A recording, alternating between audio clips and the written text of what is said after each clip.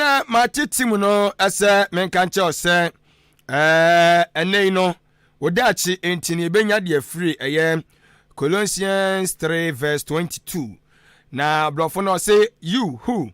are servants who are owned by someone, obey your owners.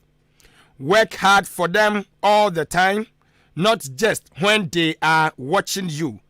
Very simple. Brofo no very simple. Na the obese wakanyina ene say oda chinti ena ene ugusu a wo pa adwuma ena nyame anam so ama wo sa ka adwuma ni bi na adwuma na wunya aye no ena sade anopa na meka no ebra wo pe ena oyi adwuma no sade wo pe obi kura so wo no ma wahunu se obi anase adwuma ni panyini aba adwuma ni mu no afi na opese wonya bibi ema ye hunu sampa adwuma no oye yei ene Colossians ka kire ye say adwuma no wa onde wo ho na wo ye under control wo ye bibi say ye adwuma o say de ne de ase won se o a wo di wo dwuma di no menye no kokwasa menye ni biala saa anampo say abra obehu say bia mpanyifo mo de adwuma no hye won sa no o mani be ba mo so na ase bia wahu wo mo no ena ba say wonye bibi ema wonu mu sampa adwuma no ubetumi aya na so wonimu ye na se wonu mu kwa na afi wo ye ne biala wo ye ne se de wo pe aya se wo ye obi asem oso oyo ho ye oyo jeso oyo ho unye obia na was work for them as you would for the Lord, because you honor God. When we obey the authority fingers in our life, we obey the word of God. Enti when na wo ye na wo ye adwuma no se empanfo ni ho so omo no mo wo yire wo ye adwuma no sometimes no wo ye adwuma bi kwa na you may think say attention ni so ti ase wo to wo che na wo ye adwuma no wo bedin so obi anhwe oba na obi ehwe pa dako mo se ye hyirawo esun hyira nsuo no togu so de ma wo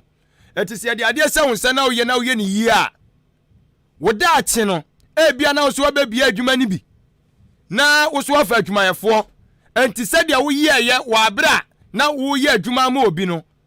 expect ye no sa de na no wan hwe ya wo so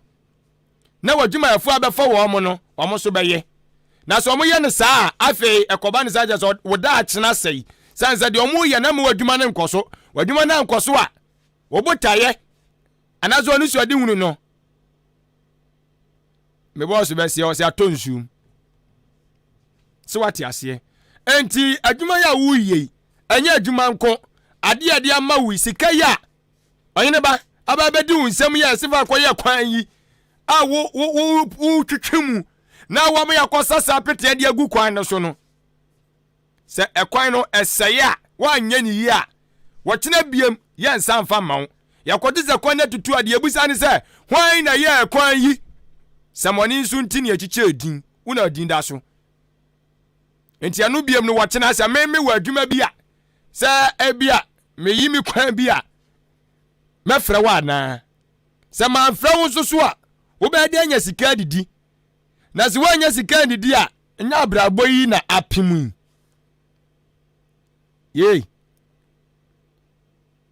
enti de ade be ma wo bia se asehwa so ya ho adwuma o e wasa wo hwe na wo di no kure na wo ye se de yenya wo mu gidie ayede ema wo no deliver it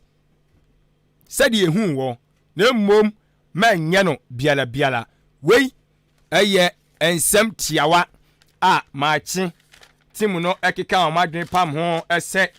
memfa emra emesomo ewo ene jumadie yi enso eso. We are still live on Ayinkan 93.3 FM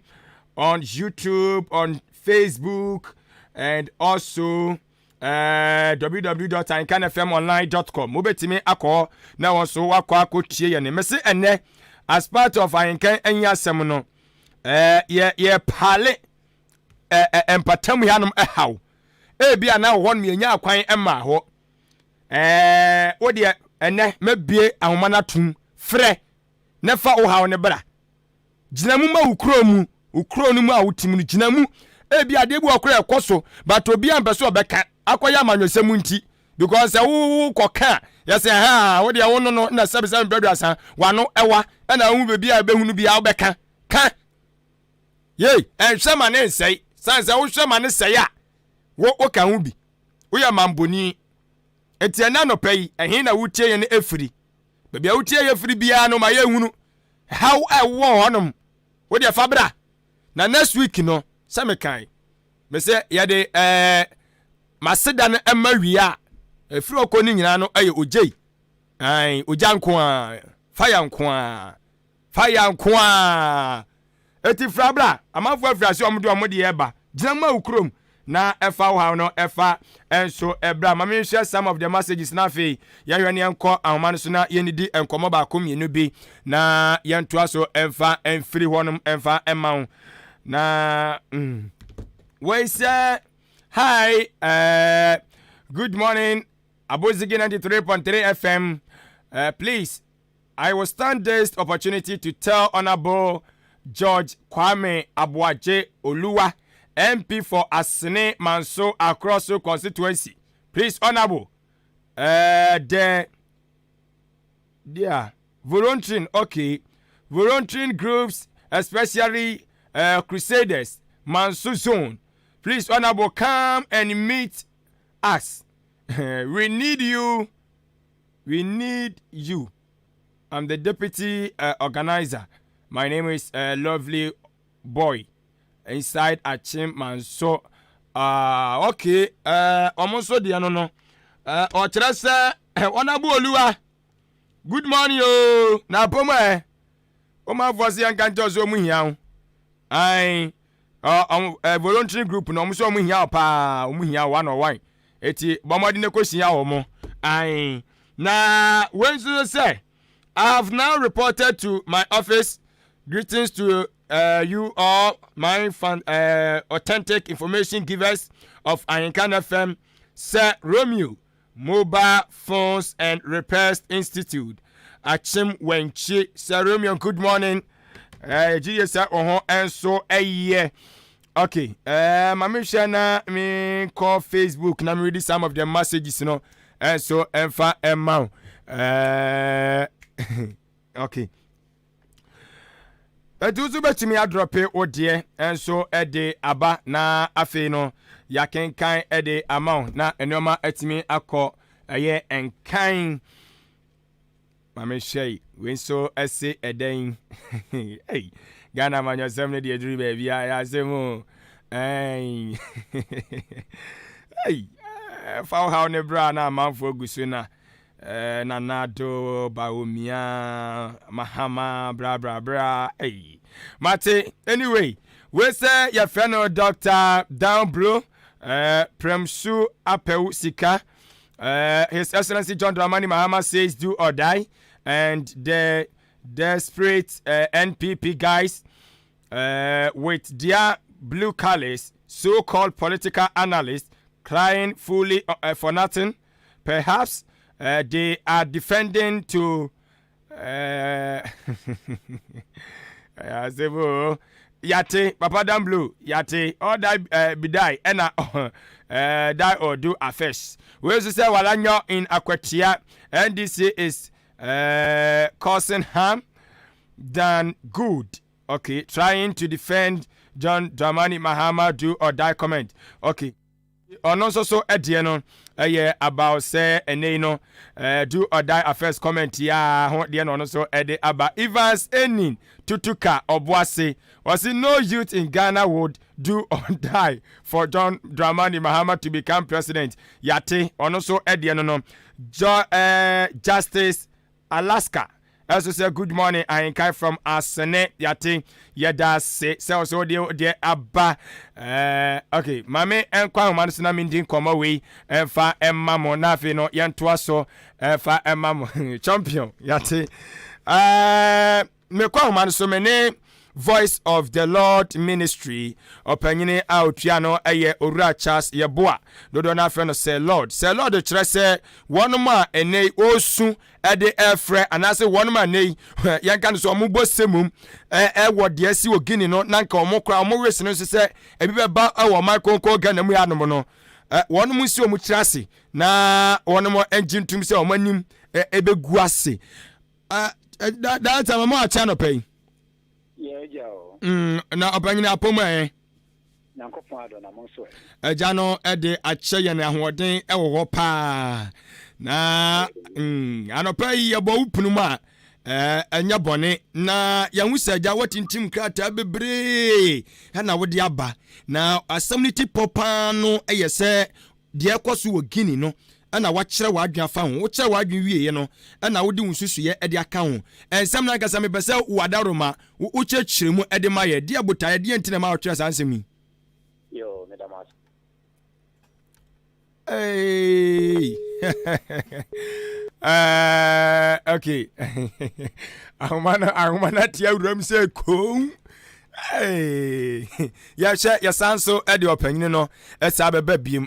producers no bo ho modern say yensa betimi asaka opanyine no yesa de na aba very unfortunately no we free ahuma no eso enti yesanso to ahuma no yesa be kɔ ne nkyɛn abiem we Joyce enim Joyce enim ese true talk no kwasem na oka no true talk na on this no ma yanwehye enim wa comfort enin wa madam comfort enin wa wo ye ochirechire ni we kura no wo ye operator ewo Alta Preparatory School Alta Preparatory School mu na wo madam comfort enin wa ewo asene yema happy birthday from brother Steven and I say yem fama afi ma me kwoto enkomo no so emra we da panyu de be che ye ne anwani titum enti yem fa everyone mo adaroma yo na no na yeda sorry and it is Guinea maimu ya kase ye Guinea Conakry Guinea no ya Ghana fo nyima ya wo ye ne omo adamfo papa where the YouTube kwame nkomo fire ko so no osan ko Guinea ekokoye co-president of one secretary nti secretary mampani wo Guinea na kwame nkomo asesa ye mampani na be di chire wo honom ansa na okwa ku wo Romania nyina no na kwame nkomo ye mampani wo Guinea nti Guinea ne Ghana de ye mianom ena yatu se yetu omuma mampani Professor Apakonde tuku Ghana fu ani age se o yetu no nti se ba ya anka Ghana kranka kulu bi mra ha no ti me krata no nyina so ye se omo ani age ho se yenye se kulu no wo Ghana no omo ti se kulu no isi ogini na afia ana wini the kulu ba Ghana so sanso bitimi bi adra o man no omo timi age no ho afe if you say the isi ogini ne Ghana de no eni no boebra ye de ye komu ha no eni de Guinea fo komu anti omo ye kulu no eni ye de no nsekura Professor Fakonde why your opposition leader che ense bebre okay Guinea to aba entrance power say President Rollins yet to aba President Kofi ni ye na ode anama no President Kofi yet to aba na Professor Amos wi ni ode ma no Professor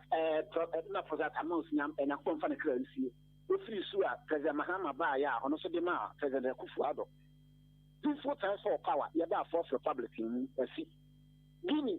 Professor Fakonde ni nya sanfa so no a efi la Ghana country so a ye de akomade ma no because o man no ku kwa na ekoso wo na wo ye first person a wo ni kan ya transfer power ma wo bla na so ya to aba mo 2010 ya so to aba mo 2015 time aso so do free akomade so ma sesa constitution na sa akotetem no ko ba bet na so wo man no ko history antecedents na e wo man no ma wo di ba akomade so no and then esen come wa adwene ko so yi okay enti wa shedi pa na agufuo because mu nyina we are wishing wo say so the wetin akọ school edu achiri professor de ebe ma democracy akoso o man no se wo opposition sa na wo ka na wo ba ya wo sie metama so a wo nkwa na wo nyensa ya mu man no ena soja fo na ba betu akis ene Ghana de na ye komo no ebo ebra en se se de betu Ghana ho kra de ya wo mu no Ghana kwa koduru ne no yɛhia nipa de ɔmo de ɔmo adwene betumi aboa ma yɛbu ɔman no sene sɛ deɛ adi tuo ɛbu ɔman no Ghana nyɛ na ku yɛba bɛyɛ bi Gini no a yɛka sɛ ɔmo ayɛ ku bibire Ghana sɛ wokɔ history mu a yɛasɛte ku nkoa 10 successful and unsuccessful coups a yɛasɛte wɔ Ghana ha no ɛmpere du yɛde ku ne tu President Kwame Nkrumah yɛde ku ne tu Buzia ne Akufo-Addo yɛnya ku ne bi akyampa ɔmo de ba yɛbɛtutu akyampa ɔmo firi so yɛbɛtu limam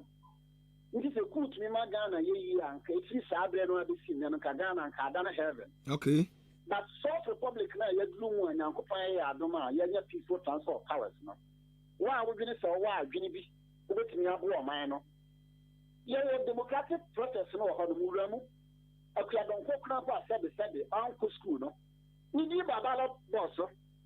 na sɛ wo so wɔ nyansa na sɛ wopɛ sɛ wobɛtumi abu ɔman no a yɛma otu a sɛ wobɛtumi abu ɔman no enti ɔmo a ɔmofrɛ kuu no bia na ɔmu nnim kuu no nsonsanso wobɛtumi de aba ɔman no wei ne nyame na ayɛ adom sɛ yɛtu professor no yɛnya ɔmunya support a yɛnkunku nipa ɔman no akyɛ bia na Ghana deɛ no ɛba a ɔmo a n'akyitaafoɔ no nso no obi ntena ase sɛ woma no yɛkuu no na yɛhwɛw ɔmo nso bɛtwe tuo no a woto no sɛ wogyina abɔnten na te sɛdeɛ example no a meyɛɛ no wogyina efie akyi na woto bo kɔ efie mu a wonni nipa deɛ boɔ no kɔ akɔbɔ ne tiri anhwɛ a na saa berɛ wo maame hyɛ hɔ bi wo papa hyɛ hɔ wo nua bi hyɛ hɔ boɔ no wɔn na ɛkɔ akɔbɔ no enti sɛ w'ani abere sɛ yɛnyɛ ku a de nsonsanso a ɛbɛtumi de aba na sɛ w'ani abere sɛ yɛnyɛ ɔman yi a fa wo nsa hyɛ mu bi yɛnsiw kwan woanya mfe aduanan a fa wo din kɔ na so mepɛ sɛ megyina sɛ mampanin asɔfofoɔ ɛgyina akuafoɔ ɛgyina alɔyafoɔ ɛgyina dɔktafoɔ ɛgyina yɛ nti a wode wo so yɛmma otuo na wo no w'adwene a wode ba no wobɛku nnipa ansa wobaa bɛdi ɔman so deɛ wode ba no hwan ne nim sɛ wowɔ adwempa wɔ gyima wei professor na ɔba ne ani sɛ ɔwɔ adwempa na ɛba o ɔno na ɛbɛbɛduru akongua no so a wɔbaa bɛtena so sɛ ɔmfiri so no sɛ yɛhwene mu ha yɛ Africus yɛnnua mo kɔdivoafoɔ Alasan ne Watara ɔwɔ opposition ɔsɛ Laurent Gbagbo ɛha no sɛ ɔnyɛ kɔdivo ani ɔyɛ Burkina ni ɔmo yɛ ya na yɛkye Gbagbo firi akongua so yɛde no kɔ International Criminal Court no gyeli no ɛna Watara bɛtena akongua so Watara akɔ ne 2 terms awie ɛnɛ wasesa constitution aba bɛtena akongua no so ɔkɔ tɛɛtɛɛ wei no nyinaa ECOWAS ne African Union ne UN ɛyɛ ani hwɛ no ɔwɔ atamfo wɔ ɔman no mu nti sɛ kuu ba bɛsi a wontumi fa so Ghana deɛ no ho because Ghana yɛwɔ court yɛyɛ adwuma yɛwɔ police yɛyɛ adwuma yɛwɔ constitution amammara adeɛ biara sɛ wonte ase wɔ kwan a wode ne kɔ court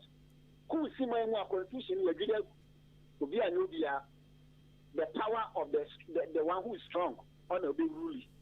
nti wonnim deɛ ne ho ba bɛtumi aba bɛkyerɛ no nti sɛ wo no wowɔ baabi na sɛ wodwene sɛ wo man no kuu mmara mu a na woyɛ mamboe ni ɛsɛ yɛhwɛ wo yie nti sɛ wompɔ ɔman no yie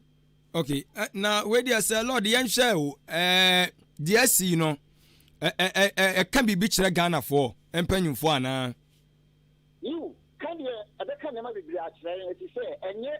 constitution no ɔsesaa no nko a ɛna ma a ɛhyɛ man no sogyafoɔ no abufuo one ɔhyɛ ɔmo bɔ sɛ ɔba a man no ɔmo sikasɛm nkɔ yie ɔbɛhwɛ ma no akɔ yie na wobaayɛ no a wo promises no a woyɛ no a nnipa no nya so mfasoɔ no na wo se wo san bɛtena so ɔmo so mprɛnsa bio no na yɛkukuru mpo nie na ɛbɛsoa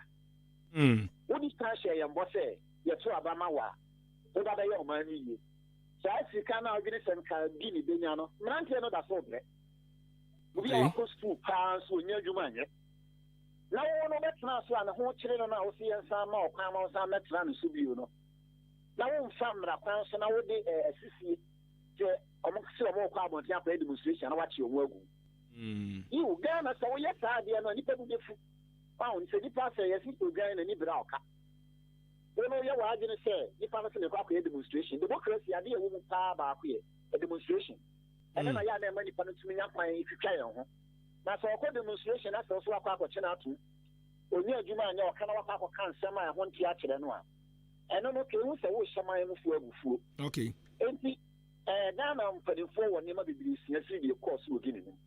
but yɛnyɛ nnuru baabi deɛ yɛbɛsosɔ so sɛ obi nka sɛ yɛnyɛ kuu wɔ Ghana ɛmmoa ɔman no ɛmmoa obiara ɛmmoa opposition ɛna ɛmmoa incumbent no nso ɛna ɛmmoa me ne wo mmienu nso a yenye ku na nyame aye adoma yetumi yakwaya ba yetumi yeye ade a obi ansi enkwan no because ye ku a etu kokodi amanfo nsam a wote ho no obi adwene wo ho pa se onya obi di ubon ba tmranti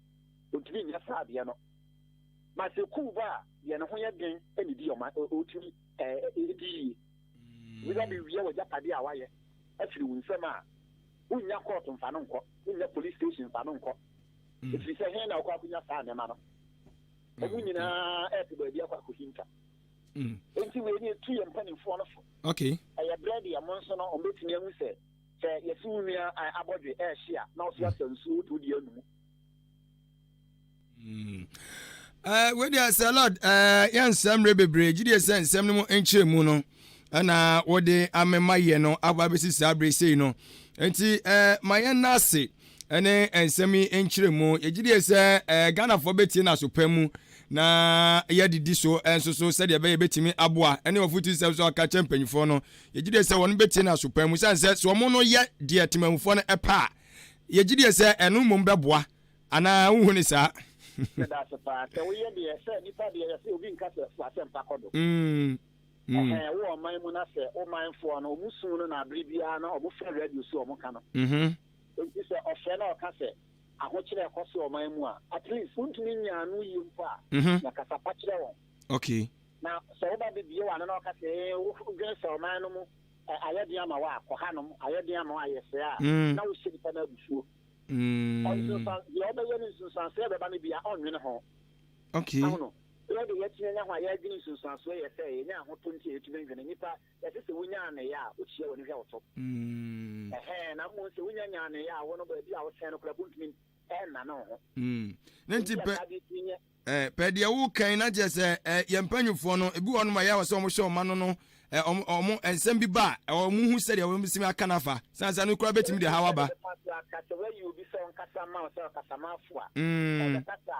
na on kata se on sheni pa na omo man no abufuo okay anobre e ma ba ato no kwasem nti se wona wo ba be kasa ki de man no obi asore se me demonstration na ene Taliban fo kura fo omo man kasa omo man mu no wo hwe international news a e ma kwa bonte omo ye demonstration wa Afghanistan Taliban fo gina ho kutatu e omo man ye demonstration okay ni kono tini ka onipa kasa bo nhye yam we de wo ye ta no ano naturally nyankopon ya my freedom so we get to say ya we ya obesore I see nti se we yes a obemani pa no ahye na abufuo ma onsuro wo bio onsuro se wo bekum no bio obeba nanso bi obeba no obekum no nanso obedu ba bi no ke hu se ni modia ba ba uti so okay bi be sori ya no kum na enye wa mamu no so no e history o ya tweda gu ho no chiri me ba be kan ade na wo ye na ene no onana bi mu ba de sori ese oba bi di akuma se be ka o papa onana e bi di akuma so we na oye ye o history ye ba bi yaba enye fe ntu be di akuma so a we ya ade de ma obegya epimfa ama nchiri ma madaache ye twere gan na abakosema a won so odie na ye diska kokko na be twere wodie Sir Lord anapaya dase ye ne aso enkomotwetwe a woni ye ne atwetwen ebre bi ahia nsem bi chemu no wadaroma ye be bo prim se ya na wabie ye na anopai Oye sofu panyina ono na etua Voice of the Lord Ministry ano oye sofu panyi Charles Jeboa dodo na friend say Lord and no enso abo eye enkomo concerning about the ekoso ewo Guinea no emu adesuade a yesoso ye besua na atimi abo ama noma atimi akọ eye enkan ene ye no ekobo ho enkomo no mgide se opanyini asem a wokan ne kwa so a yeti na sopamu abetumi aboa ye kudie obi ani wono ma obebo mpa ye se emra omayimu eba de sembebre ne beba ba hadwin bebre minu mienu enya agro ya bebre papa ya bebre papa kobusa mi ami kromu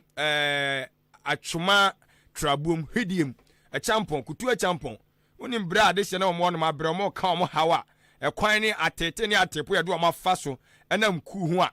esa be no the late Jerry John Lawrence ono ebetu na aban guye na yetimi omo ewia omo kotodwa anim saa de fihwidiem wo batrabuom omo kan nya agro agro ntina no de mayen so kra think said open na futu no de maye no yanhwe ne yendi so na entime emo we see afra no Robert J Frimpong Robbie Fashion ana wode efri de baye o say Robbie Fashion ewo dichem so okay ewa sentiment must please ask Mahama for me what he left at the Frastar house and why he is worried to come back to Frastar house. He should tell us what would bring it to him. Regards to Dr. John Kuma and also Deputy Minister for Finance, Onimunyam for Charles Chairman Odeneho Kweku Apia. Okay. Salasi and so Eddie about what the free course so was say I am pleading with former President JDM to do or die with his family alone at the police station because yate the all can you say JDM will do or die comment in India. This is only what we see for na na etimi edi ho so enkomo okay they are not so aba mama come ba mama ko senior ho senior yes sir na pom oh nyame adom hode wo ho nyame adom champion me hu ba bia me fa 7 be yirawo ano che so ntam from so oyene okay good thank you me hu ba bia me fa sha see free but me reserve bibia for nyame adoma Monday good but enene de me baye bebo abaso in fact why are there papa and one man who said e wo mu a metimi agema ho me say de yesu odi akiri no osua de odi animu ne nante ntino ye nyina nso yesua odi ahenkan yes ye nyina yesua odi ahenkan ntino de meka ne se nyankopon onhyira team no good ahenkan Maakye team no nyame ya adom a from Monday list no ma ye tenten wo ho no mo okay ye bebo no one after the other but eneno de Maakye team no me bo ma baso odi ahenkan kwa me yeboa okay being the executive producer Adwenepahene Kofi Mensah okay and Kusi okay nyankopon nhyiram ya na bra so abefem kakra branes gongorogo master wa minute bia no so na mu gongorogo master ohu sure oya de metinwum bibria na ma hu say yo no yo no ase o se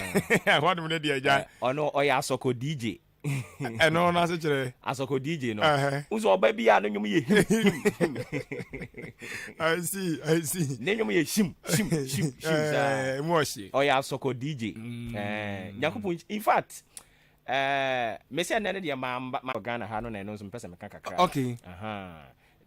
number 1 the asiwo Guinea no okay yeah the asiwo Guinea no I was say you picking more lessons out of it okay and I don't know the moral writer ECOWAS they've got that guts say BBS wo Guinea into almost so they will talk about it me like ECOWAS no dia na ECOWAS Guinea initially onipa what so Alpha Conde here what so sisi ya ene yi na free akonya so no okay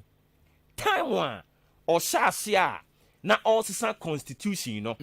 omo constitution ne say oba e wo say unya omo kra de omo de na 5 years yen ha say 4 but oko Guinea omo ho na 5 years omo constitution ne say oba for 2 terms oka bo me be 10 years na e wo say ukofie kwaje wa home oh okay as we speak unim nimfie Alpha Conde I think 85 years it is about time I was say African leaders they call a spade because almost so your victims and almost men can saying almost so I fall prey to that omo hunu so omo koka akoye se woti hɔ yi na oba studio udidi odi an kan ba studio didi me so me ba studio me didi enti se me hu se kusi edidi wo studio a metimi aka cha ne se wonyai ontimi odi an kan metimi aka cha me se me nyai ye nyina nso ye nim se ye didi wo studio what you say enti no empanimfo na African leaders no omo nso so omo ne neto what you say omo ne netete so enti no nia ekoso wo other country no omo ntumi nka but I was saying ECOWAS, you know, they have to bury their heads in shame. And I don't know, they could motivate you one more. The chairperson of the ECOWAS, you know, got the temerity say, emergency meeting na sembe no momra meka almost say almost release Alpha Conde with immediate effect offend that's all cans out in Ghana ha all cans out here. We are talking about a country they have gone through Alpha Conde ya wabana and yes won Kofi ECOWAS almost so te ho no mo almost to ayampia no Alpha Conde no way back 1980 something no ono so to opposition and enioma all ye no he was vigorously speaking against those things. I see. As at the time of opposition and all pep to me afa oba beduru so a ne na wotu opposition a o ya o ka o synchrophone ye nye oba ya sa de kode no ana o ka de o ye no times 10 and ECOWAS chairperson Maakye Kofi Mensah time wa omo shin asa ama papa yi kwan ama na san ko the third term no Maakye ti ha I think ECOWAS wo a West Africa ha African Union 54 countries you know Tibon Koso president for nkwa ne tete so omo nyina nhunu the need to talk about and you maybe say masa when you 83 years jansem hunu no omantumi anka sa nkyere 83 years o gidie wo wiase o kura de anka jantene kakra bi na pa atafre na 83 years o gidie wo wiase baby afa masa yi gini e de free ECOWAS no emo in fact they are failures. Now why you my from there so ntimi come asema in fact ECOWAS na nka say a bunch of failures and omede West Africa ha no mo asebo onipa asase a wo ye nneoma sabre krono na wo se mo frɛ no na mo kanya nsa kyerɛ ne sɛ mimia mo constitution ne sɛ e wo sɛ wo ba two term na wo ye two term na wo firi so asomdue mu sabre no man ka hwe ankyerɛ no osan esesa constitution na wo wi ni ye no omampanin ete Ghana ha mamere se menhunu ana menkenkan kyerɛ congratulations you know Maakye Kofi Mensah te Ghana ha no so congratulate no onipa ono no ababesesa constitution asen favor no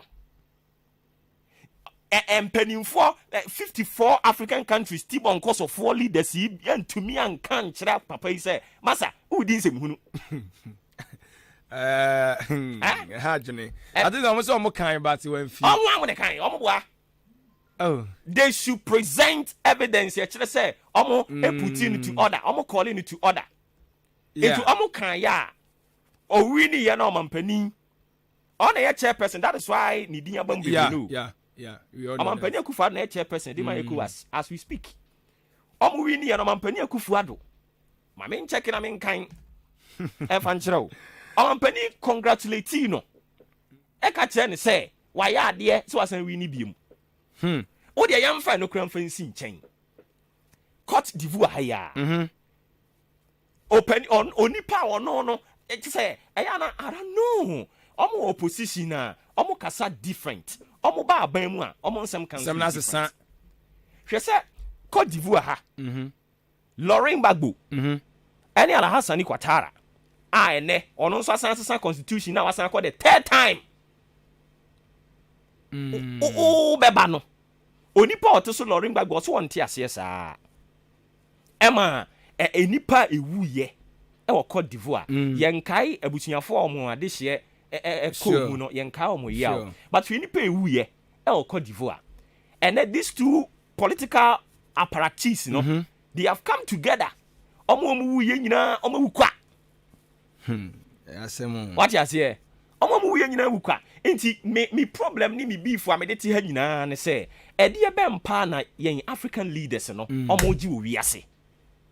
Hwe se China for dwen kwan on befa so a se eja to abrosan be 50 something abrosan ya wamu a omo dwen kwan on befa so a omo kwa kodum ja e wa abrosan tenten bi sa so. Yeah. Yesu so yete Africa ha no mo e dwen kwan ya befa so a e be hye ku e de akwakotu pani bi.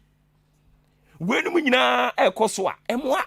yen African leaders yi ne omunimu an say ye ko G20 ye ko 120. I mean, sometimes you sit down now odwene niema wenu mu nyina ho obisa say nti yam panimfo yi omo African country no at heart na A question mark. A question mark. What you say? Me dwene why am nti ase akosia me dwene why am nti Akosia. Me dwene why am nti ase Na ko le say I can't think far. Ewda jade oye no ate. Me dwene why am nti ase Jade oye no. It be the mesre African leaders no. ECOWAS there already normal fairly. Okay. And African Union no so. African Union ankasan so afeli. Omo amoa. Okay. Say no.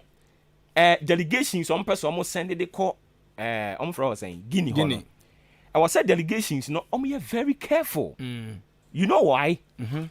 Oko Guinea see Okay. The people over there are jubilating. Sure. Omweni aje say you two president no. Into a situation like this. Now person will send the delegation they call her. I was say who make sure say on say ye no niema wo dey call no. It will favor both sizes. We are going to say Alpha Conde no a member or a member by virtue of by virtue of say or your president the people voted for him. Or representing Guinea. Okay. It will back at him say you are speaking for Alpha Conde because or no president now. And for the two abanemano. Timemufo no. You have to pay attention to the Timemufo no. Timemufo no are celebrating, they are jubilating. You are sitting in Ghana here speaking big English, telling me they should Masa. Asemu Adwene. And I mean Juma. Juma. You better say Juma say Monday. Me Juma. It's a honor ne dey be do first ni bia na. Ya ni bria no te Ghana hana brofa ka say ni Alpha Conde wan ade ne shase na wen. Where are you? Ade ne shase na wen. Adwene. Ono ankasa na damfo. Alhassani Kwatara. Amampani ankasa na damfo. Alhassani Kwatara. Wa mende yo wa mende ono sunu constitution amena wo ka say wasan for the third time for the third time wa kɔ no ɔmampani wo hu ye onye ECOWAS chairperson wa friend aka bibi a kyerɛ no what is happening asem e dey na esie na afa no so wa refund o sika say ono refund wie ye no o ko Senegal omo so aye study Enra ayi Liberia for president George Opon yeah ono to so afre ni security council no omo ye meeting afi omo nyina adwene befie Masa, you have to listen to the cry and the voices of the people when we are talking like this You have to listen to the voices of the people. They voted you and they brought you there. Very important. And if you see yourself say you are president here, people voted for you. Sure. And you now be remaining adamant to the people who brought you where you found yourself. What you say? And ECOWAS they are a bunch of failures. Okay. African Union bunch of failures. To me first we call European Union. EU. Yeah, be you a free group in Musisia. And I mean, say Poland. Almost send the one and the Ama said you you should be very careful. Your leaders here, Omonka. No money but of fact, G20. China African Cooperation kwan omunim ko. Pese president mu atimi free ni kurom. Na wakọ oman fufuro mu say okoye Zoom conference wo ho. Adan ya ni kurom networking ya papa. Ghana no nsɛm bi hɔ no ma. Ɛnyɛ Ghana o. Africa no as a whole. Africa no ankasa yare. 54 leaders. COVID ache no. The omnimu ne Africa China summit. Africa German summit. Ni omnimu ano no. Ni omnimu ano no. No omo nso so high aeroplane expensive lavish womo ho luxurious life living those kind of lives. And omo de na Africa ha no mo. Omo say no omo go pay skaba o. Na o som pafenam. Okuhiri atreja. Wo a wo kɔbɔ bosia bedidi. Wo a wo kɔbɔ bosia bedidi no. Wo ho mprempena de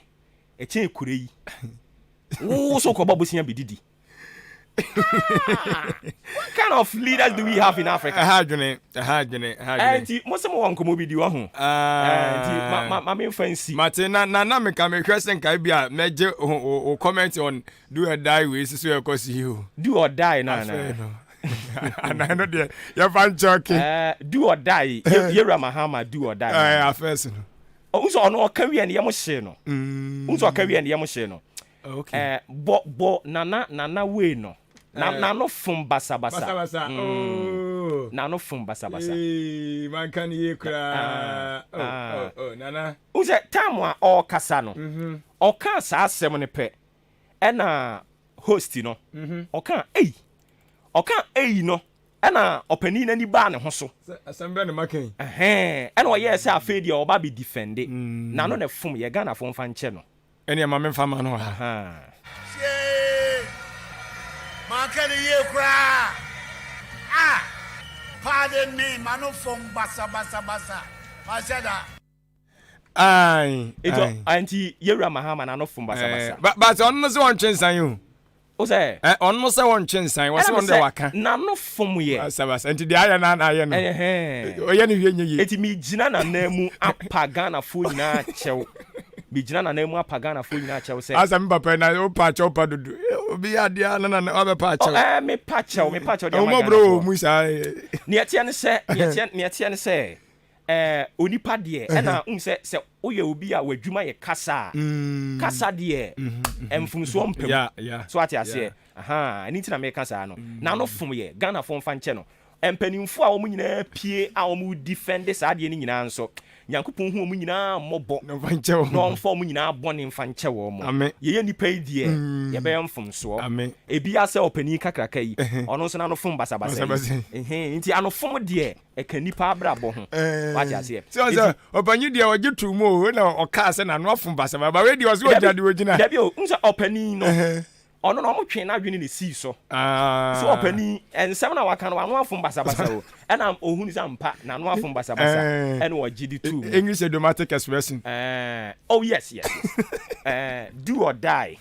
zabla from entiase onsem ya no entima nko like oni bi do or die no do or die no akwa to say o cultural exams just me say me justify no ohun me pese make kan nsem bi ase me dey justify no ama ya polish na mana be ya kona ade de enya nenye okay ade de enya nenye okay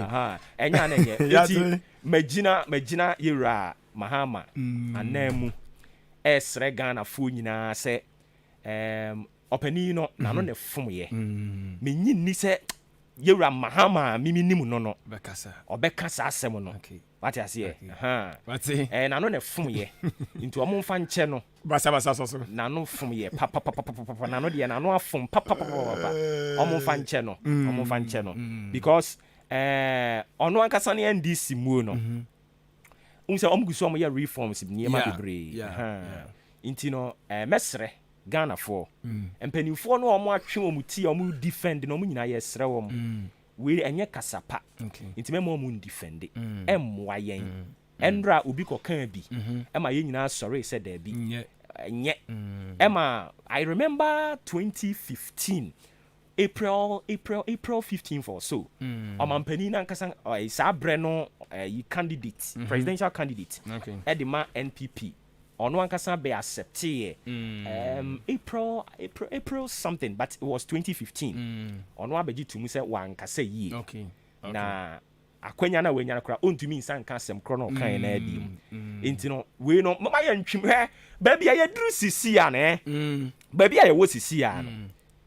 ye dwene kwan ya ye befa so a ye maburu benya adwuma ye sure so ati ase MPP aban omo de nhyehyɛ bebre di aba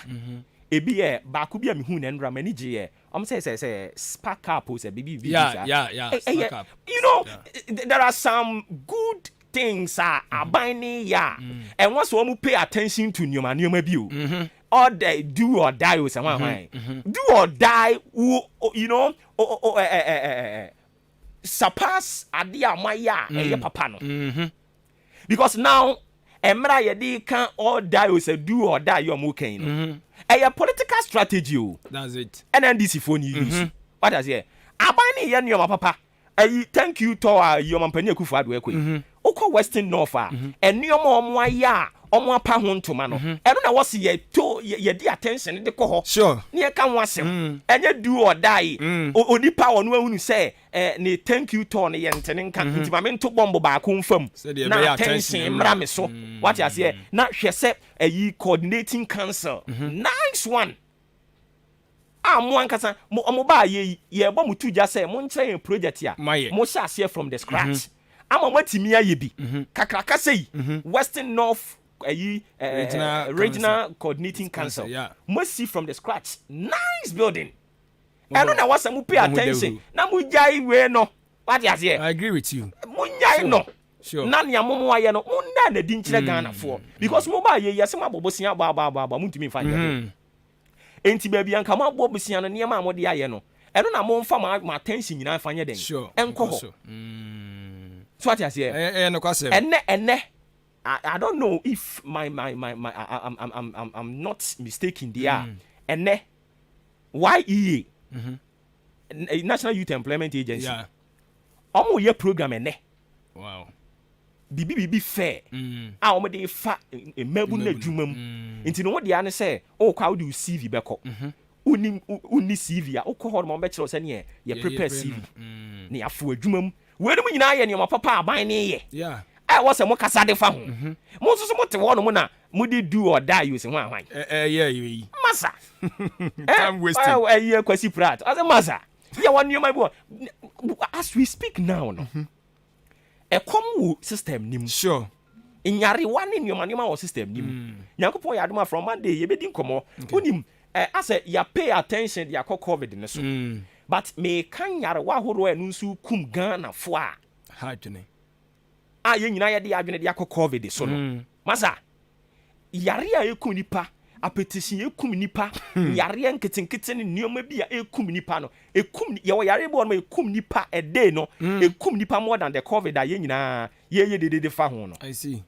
because COVID no obi benya bi adi wo ho nti so ati ase enti no online no e ba sa na say ye nim ne ye pe bibia betwemu ase ye chaff chaff no kan say enwura en fa say na like ntete yeah and from a biaba na because ye need direction ye ni say yen aha ne ye fa see ye nim say ekwan we so ne ye fa ye ma obi mfa ne or die be die you say do or die and fa ma mestili the attention what you say okay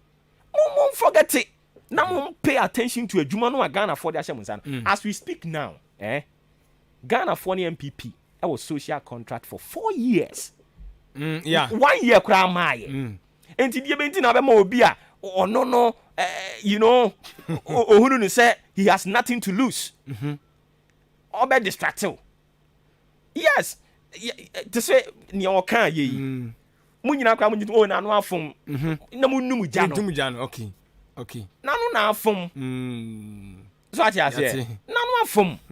enti mun ka bibi sana mun num jano na ka mun pay attention to enioma papa aban ne ye ene NBSSI omo asesa no a ma no Ghana bibi agency enterprise agencies omo mankrofo sika omo mudi ewuro mu nwumam enra ya Ministry of Trade and Industry omo yi 282 million Ghana cedis sure omo dey support to industries sa nyoma we na wasa mo kasa de fa ho what you here yeah and aban ne ye niam ni bi because so onya ye betena ha ye kan enti die benti no ya eno to so ye betena ha ye ntimi nka me da bia me kasa se enye na wo kan ahoden a wo de kan no se ye nso asa ahoden kro no faka wo ya wade se ya nyankopon a wo soro no be sira wo enipa de ontimi nya wo hwe wade ase enti me sira wo ye wura na mapa chew magina na namu apa Ghana fo nyina chew se wankasa yi NPP communicators no e kom dibinom omo ma omaduane ni na omo rieko enuoma papa aban ne ye omo mo hu dawuro e ma wiase nyina nte se bui ne ni aban ne ye Ghana for the 2 media hye mo nsade na mo ye mo nkyere ye nia mo ye enye se mo nya bio mo ye hwe ma me ka sem transa na wakọ LPMs ne so nia esi 2008 Emma NPP echo opposition no enu bi na esan hyase no 2008 NPP for ya adwuma pa o but ahodi o mo de bebo hu dawuru no na ahodi ni ho pesami nkuminya obi adwuna onu ni botom obi adwuna ni onu no bedi enti niema o maye no o mo ntimi nka ho asem sa mistake no o mo ye no 2008 no enu bi na hyase no and NDC for no so hunu say o mo ye mmere eba no ade a waye wo abohu dawuru no mo ye mmere MPP fo mo ye mmere ade ono aya ono abohu dawuru no o ye mmere ni omo wo ho ahoden ene say yes Captain Smart yes expose wo mo ene nti no nkrofo bi nso be kotena ba bi because ye hunu say wo attack Captain Smart ya ye be mo appointment ni omo ya ade no ye attack ni ngu nanim ase ni personal life no na ye attack ya tisi ofuri amanfo sure to talk about this no even Andra I face the same challenge ofori amanfo ye hunu sese de obetena ha no mo kasa no okasa tia ye party no ene nti no ye muwura ne background na ye nkohwe ensehuna brabo bi a wadi ne fa me attack no this doesn't carry sense sure honestly Andra I face the same challenge and Andra I get opportunity to speak to me wa ye nioma wo se wo de kire Ghana fo pe nioma wa ye no nso no mo behwe so no mato abade ama sure eno ba wu dawuro no wakama no atum ana de anya na wo tweso dare they have to learn lessons out of it you see 2008 no maka kire mo say ebia we appear say ye smallish but omo party no omo te ne emu bi ye ho okay omo to omo party 1992 no ebia we appear smallish you might think say ya kwada bi but one party na wo mu kura no ni eni mo mu ni ebia na unim for sure what I say it's no mu ni mu a bebre no omo ma ba na omo so leaders of the MPP no omo ni what even happened 2008 they should revisit their history books ni esi ye a omo ntimi en defend omo party eni omo ma yo ma ntimi afa nkire Ghana for no mu didi or die bi die ya chie no enu bi na asan hyase no and opponent ni so hunu say weak point no okay and you dey ma minja mu ma na monto am come ate and dey ma madwuma sure but the yala no odin I like the morality etinyame aduma Monday no dey be kikim okay madwuma thank you very much ma wu sam penifo bi apio ha papa we na was come lock no sa na was come lock no mama no so ewura ha bi okay we thank Almighty God for bringing back your love radio presenter. We thank Almighty God for bringing back our lovely radio presenter Oboba Ofori Amanfo. You are doing great job from Kwabena Stilven inside Achim. So your message for you this morning. Okay, me da Kwabena say. Okay. Ma unu say MPP for na bawura ha. Onu omo ka say we aka chom say ahode omo dey attack Captain Smart. Ene obo oba no.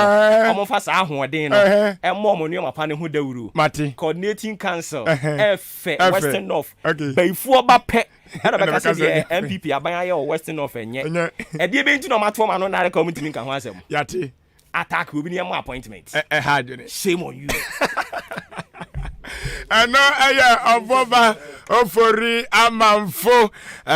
me champion. I don't know. I like the morality. I don't pay about to Jenny Dia. So, Tiwano who say, and some no so wakabe brave. And me one penny for our fian mamma no more ever bought and come a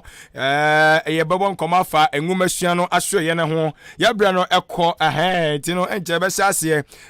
many aji be brave, many aji, said the Cobra Steven Ekan. We are all happy to see our brother once again. Yanyamiasi, Nanyamia Duma, Carnation is saying, I'm Monday matching, Maseda marching. It's all about worship and praises in Kwa. It's Yaman and Yawana, Yedikan Akachro. Now, before some come and channel, ask from Simon Cantra say, and they know what the phone papa Ediaba, Ope, mattress papa, no daso, Ope, a yes, Sumia papa, Sumia dear, one say a Bobbery, and my dreno, a trinity Mrs. Sin also, and my drink, come, and my normal conking. It's no, a dreno per se, Junia. I was set to latest phone for one more mattress no and or more assume ya no media but now that's what one am no anya ya na watime nya adwenpa enso etime adwene amanioma etime akọ eye enkan na ene no omon krabata ne de omato apeti ba bia wa bie hotel bi na opebi de agumo wan kasa wo dan wa opebi de agumo enkra mattress bibi bia size bia opebi anso no ye obi ewo ye na so ye enti modern na ene enkomo na yembre ubi bi won ma Moses spring shishim utoso tim sampa kaliu ne do kofa from sa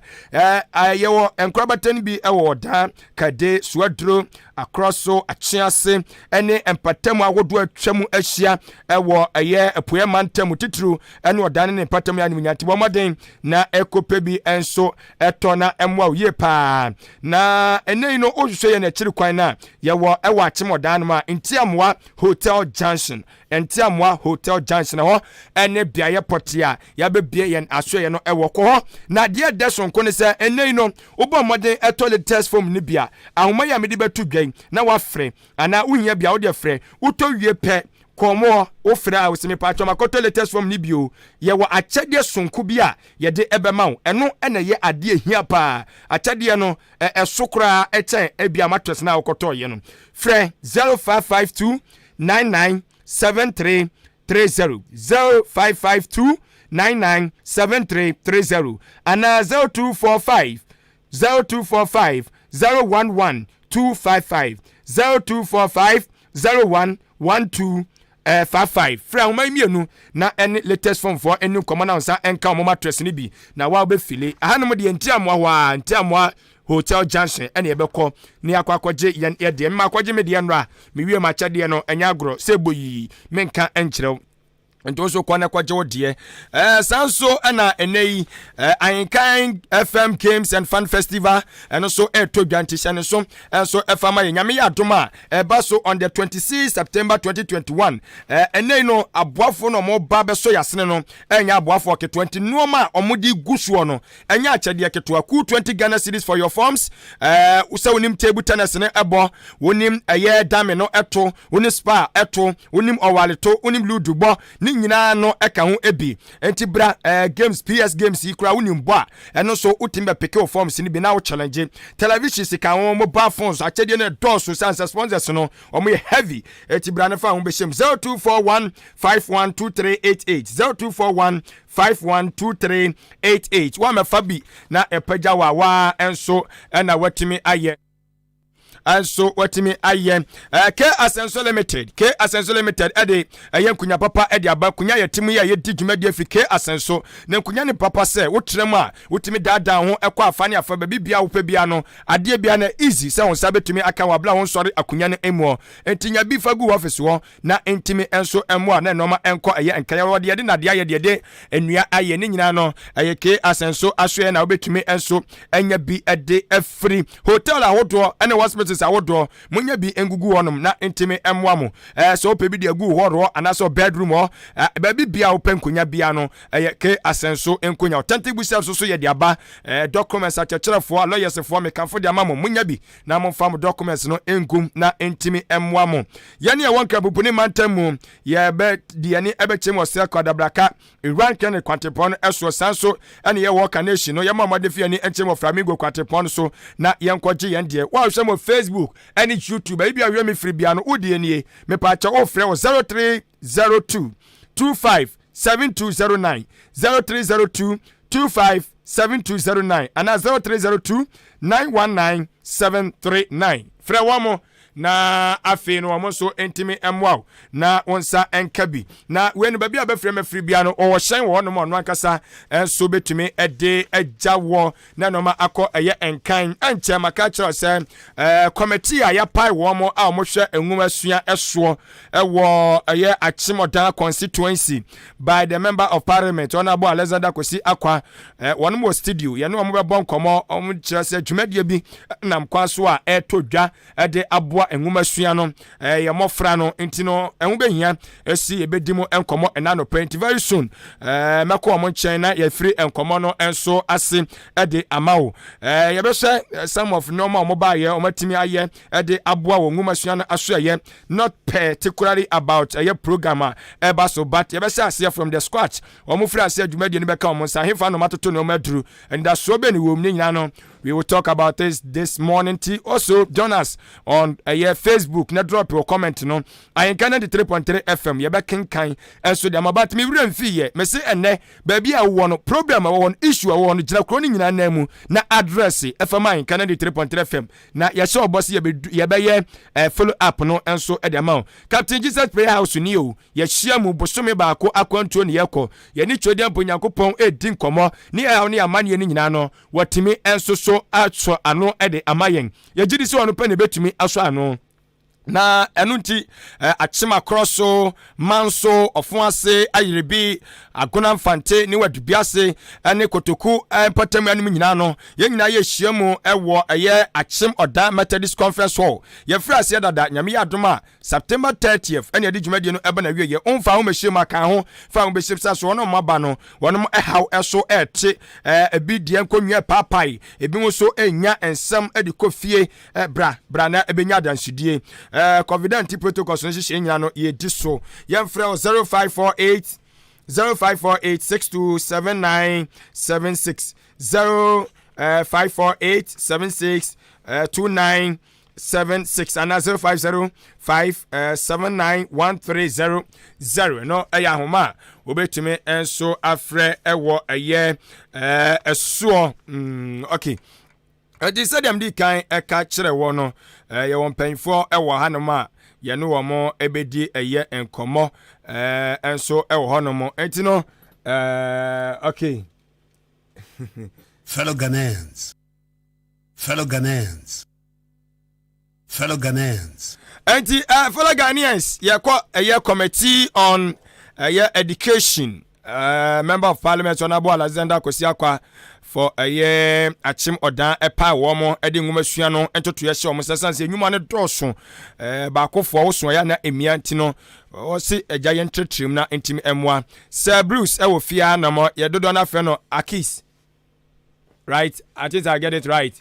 Ochade Wakis. Ochade Wakis. Oh, okay. I think say to bracket Akis little. I think say be a Nikki. It is a Bruce Ewa and one on a vice chair for a year education committee, no. And Ora Aaron Donko. And so a year Majaze Donko.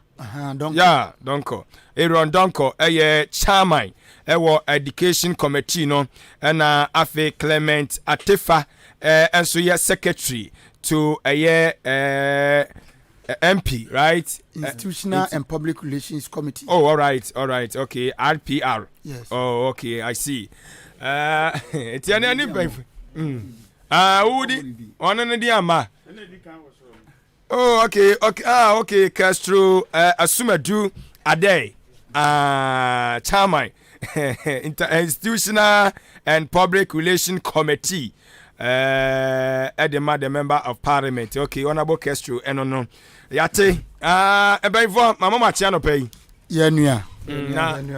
You just say Biaboko. Nyamiadom. Okay. And honorable Castro, the thing is, meet you pay. Yeah, meet you pay. Okay, and yan share about and after say committee ya pa mo no send to TSB ko yo minia medase neja amamre kwan so no yɛde nkyia bɛma ɛyɛ ahenkan matiefo ka ahenkan de a nokre ne obi anim edi adanse ɛwɔ brim ana odan ne mpɛ so yi so yɛbɛkyia ɛyɛ MPP ɛne NDC odaman nyinaa yɛkyia obi bia bɛsa kyia assembly members nyinaa nso mesre aka bibi kakra mse me kasa no anasa obo midin no se chairman of public relations and institutional committee of the member of parliament enche bia na ewura MP Alexander Akwasiakwa honorable ode opa badwafuo kuo bi a ye committee ahodo nsia ewo odan krum ha sei yabɔ ho dawuro kakra yedi kan no ye finance committee omo na basic asem so a omo na ehwe ye ho totoye ye wo project and infrastructure committee se bia ye ndi dwumadie bi se bia sabe ye nsi dan bia na se ye mpuntudwuma bia omo so ana ehwe so ye wo education committee omo na ne omo abahi ana ye wo health committee omo so ewa ha ana ye wo other committees no ebi 1D 1F committee ana employment and social welfare committee say ebia obi per sponsorship ana say be invitation say bia yie ana aware no person MP asonte a sa committee ne di ho dwuma na institutional and public relations committee anyame adom medano no am secretary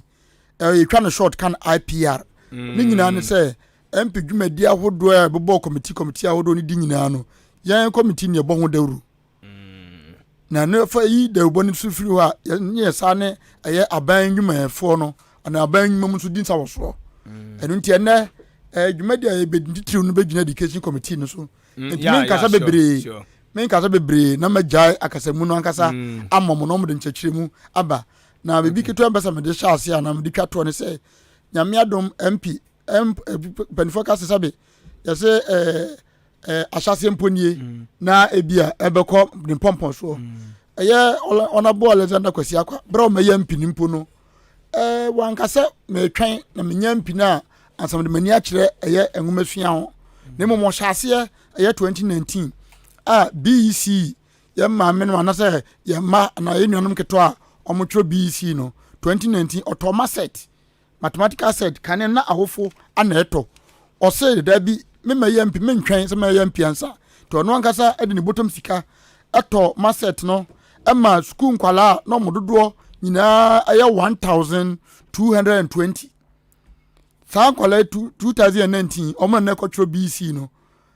na hoka esom sika 5368 chatiti sika no 50 million 368 titi sika no ana 2020 so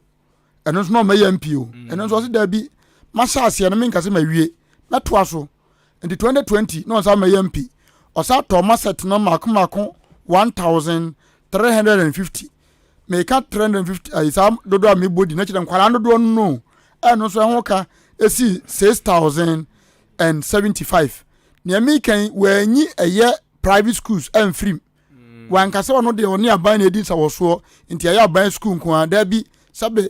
private schools atwa ho ahye nyina memobidin se bia eyi ayenimi ebia dwoduro ayenimi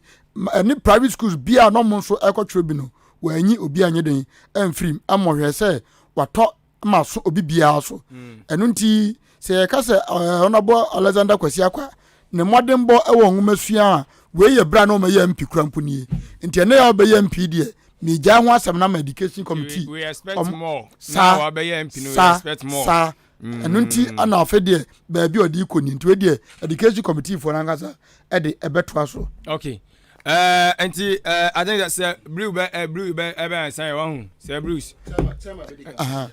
okay chama ye Mr. Aaron okay Mr. Aaron yan say after say ye pa ekui no say na dwumadi no mafrase yan fa na modi akwa kodro wo nwumasuam nyoma ben na committee yatimi adan na didi a kire MP atimi atu na mo amayensa kan yo minia dedi kan me de asida bema de obo me efise se nyo no a ka menu mienu yenti ase sure ti asidanka na nyankopon se wadom ye na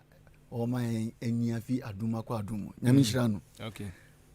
deɛ ɛtɔ so bio mede aseda nso bɛma ɛyɛ watiefoɔ ahenkan tiefoɔ nyinaa sɛ ɛnɛ nso ɔmo nso anya aso adagye mpo sɛ ɔmo ɛyɛ den ɛhwɛ yɛn ɛnyɛ obi biara na onya adagye sɛ ɔpɛ anaasɛ ɔbɛnya time sɛ ɔbɛtie wo mpo nanso sɛ ɔmo asɛ ɔmo adagye nyinaa sɛ ɔmo de tie ahenkan fm a ɛsɛ ase yɛde aseda yɛ den ɛde ɛma wɔn afei nso mekyia partyfoɔ nyinaa nkanka yɛ mp ɛyɛ honorable Alexander Akwasi Akwa saa nso na mekyia ɛyɛ ɔmampanin nso na nsia na mu a ɔwɔ ha ɛyɛ Madam Victoria Adu nso mekyia ne yie paa na partyfoɔ nyinaa delegates nyinaa yo na yankyia constituency foɔ no nyinaa tɛnkyina msɛ partyfoɔ delegates ni partyfoɔ no ɔmo ne hemfafoɔ yi partyfoɔ nyinaa sɛnkyɛ membɛ sɛ mɛyi mu okay nti every party biaa education committee no ɛnyɛ partisan yeah for all parties Matias chairman yes ntimi da ase bebree so atemase saa so na tiefoɔ nso atemase okay yo abujanfoɔ ese no samre wabusa me question sɛ yɛde dwumadie ni hyɛ nsa no ɛdeɛn ne ayɛ em sɛ me bɔ ne tɔfa because ɛnɛ dwumadie titiri paa ne yɛ ɛyɛ mock exams a yɛbɛyɛ no ɛyɛ ɛda Monday a yɛhyɛ aseɛ nti em sɛ March mu na yɛ inaugurate all the committees yɛ chairman for IPR for no March 2021 yeah okay ɛna mo yɛ launch anaasɛ yɛ inaugurate all the committees ɛyɛ 7 committees baako deɛ special committee ɛna ka ho man yɛ 7 for 1D 1F tɛ no nso ɛwɔ ɛna ɛyɛ yɛ chairman adikan ntimi nkom bebree na yɛ education committee no after March yɛ first hurdle na yɛ itimi cross ɛyɛ sɛ Satan na GHS for no awi a ɔmokɔ SHS no nti wobɛhwɛ na obi wɔ hɔ a ne na kɔto baabi a sɛbi lorry record bɛkɔkora na ɛbɛyɛ din efi sɛ wohwɛ asetrem sɛ ne ɛkɔ na hwɛ na sɛ ne ɔno ne n'abusua asetrem na otimi sɛ hɔ no yɛ sɛ ɛde ne kɔto a wanhwɛ ɛbɛyɛ adeɛ so ɛde ama no ne n'abusua nti saa nkɔfoɔ no nyinaa no at least MP boy ɛma baby a wɔ sɛ ɛfata sɛ ɔmokɔ no otimi ɛboa satan yɛ ka ne nyinaa bom a ɔmo 88 students ɛna MP boy ɛma placement no ɔmo timi enya obi wɔ so no wɔanya but MP nyinaa ɔboa ma onya ɔmo nyinaa nso fi ɛyɛ constituency ahaya mu a ɛna wei nso ɛnyɛ partisan sɛ ebi a MPP ɛna na ɔyɛ na mmom no ɔboa ɛyɛ ɔmanfoɔ anaasɛ timanmanfoɔ ɛsɛ ɔdan constituency ɔmo wɔ no ɛna ɔboa ɔmo a ɔmo nso etimi nya ɔmo various schools a ɔmo timi ɛde kɔ ɛnsi hɔ a yɛwie no na wɔ sɛ MP aba no yɛne IPR for no ekabom near to some of the institutions under education sector no nti yɛhwɛ all the tertiary institutions or down constituency because tertiary institutions na nursing training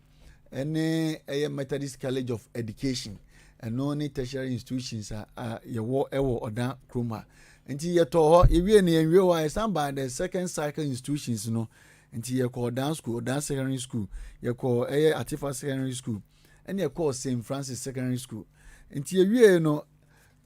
yɛsan tɔ some of the institutions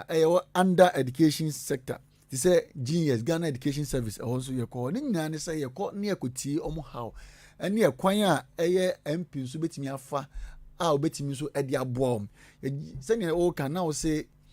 nipa baako nsa ntimi nkata awurade ani nti yɛbɛhia aboafo nanso MP afamu dia sɛ ɔno timi yɛ ɔne MC kabo no mo yɛ no ɛno na yɛkɔ rounds a ɛtimi kɔhwɛ sɛ yɛbɛtimi agyegye ɔmo nyoma ahia ɔmo nti no yɛ classify no according to long term medium term and short term ɛno nso yɛ start egu so a yɛyɛ ɛho adwuma ɛwɔ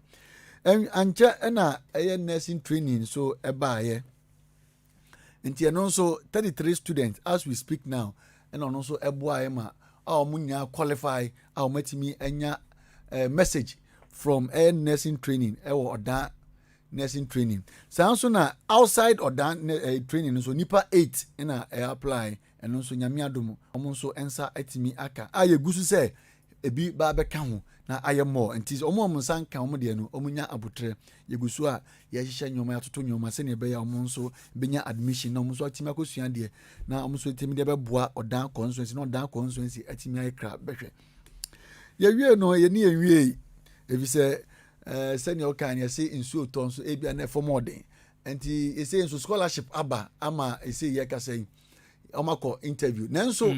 before scholarship no na tertiary institutions no ebi mu aden ebia na omoko enti na MP so entimi hwe nkwa enti MP so eson eye omoko tertiary no so asen kakra ama omo about nipa 25 omo so eko omo so etimi anya omo aka omo token na se kakra omo so e de bo omo bra e wo de various tertiary institutions e wo Ghana me kan one say universities in nursing training no omo di kan de buy omo apply say omo pe emwa kakra afi MPO no first batch in 25 ne ko ebi nso e wo ha yeguso ayetoto nyoma eno nso mrepem no omo so nsa ebeka omo de ansa na ye say ye be wie nso no ye de ebesi eye mock ne so edam Monday omo etro no na enam say yantimi ahya sentem ntini si eba mock ni mu dia e be chechirem na ke pese bebia na pese ke ekọ na e say ehya se na fi say ye say a little drop of water make a mighty ocean. Sure. And ya sha kakra na me gidi say next year no there. More konan ko say be every school be a year on school. Na mom no ya be ni say e final exams na okotro e wo no. Enti wo bisa me dia na me bo ne tough abo no na e mighty me abo e dia ma no. Okay, I think say my be my dudu na yan hwe some of challenges so am notice here mo dia go encounter so eno so ho something saying and I challenge the nya hu no ma baby wo se bia school bi on be hia school dan bi on be hia bibi and I no come adwuma no yo me da se bebre em say o kan me ka say enti ye to all the tertiary institutions to second cycle institutions to Ghana Education Service eje omo ha oni omo amane ema ye classify into long term medium term and short term aya shasia yeguso eye hu adwuma the challenges dey wo ho yeguso eye hu adwuma na one challenge bi a eno dey em say Mr. Vice never count nanso there's a caution to omo a ye boa omo no na say ye nam omo so eboa eye amanfo a omo hia emwa no yesre MP yesre emwa odi ato ano say ye moa enkola no say ombenya admission akọ the tertiary institutions no ni nyina no e pa chew e free ye ni 2 cedi obi di ne baba say momo ano no onko tertiary na say institution bi ani ma mo ngine hwe ye ni sika say who any member of the education committee na yes 15 mesre ye ni sika committee ni nyina bibia ana de oben MP bia na ebi na omo emwa na wontimi nya ada say MP na so unya admission enfi any of the tertiary institution na who apply out the form abre MP so omo na mesre wajibisika mesre pa na ne omo hia pa omo yesanso no ye besre omo nipa cho mamo nya de ebegu MP nanim ase efi se ono de akomapamu na ode asia no se yemmoa no na yenyidi sa adwuma no na se wo yesei na ode brese yemmoa ye de animu ye beye but the chair no ye be hia sanka nipa no mpo ode nase da be den e be bre MP because even erade oboy ye no krampo ne do da bi ono so ye hia seda for sure ohia oboa engofo edu no ba hin na be da ase ba ko pe obuza sa mo aka ne den ewen nti se erade hia seda na ne nipa so hia seda nti ana ye hia se omo ba be da ayina se nanso ba ko mu no bo se wo se media ye jimisika